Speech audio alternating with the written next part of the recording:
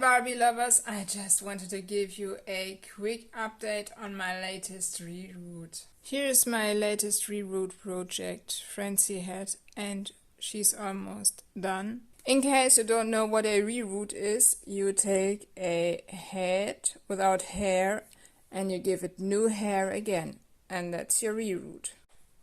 If you have ever done a reroot, you know that there are some tricky parts to fill with hair.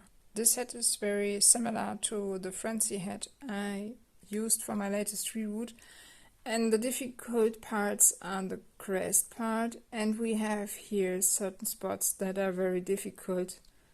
The outer line is also difficult, I don't know where exactly, and this part on top can also be. I have done for my Francie head. When the loop came out of the head, I did it this way and then pushed it up into the head, so I was sure to match the needle and the hair.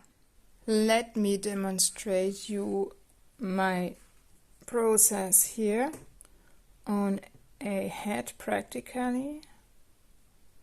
So we push the needle in the head, we make our loop, take a streak of hair, prepare it for going in the head,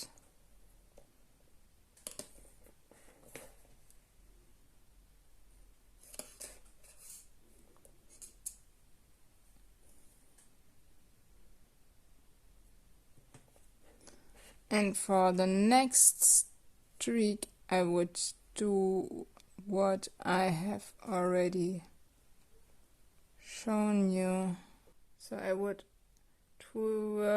twist it, twirl it around the needle and then push it inside the head for the next streak.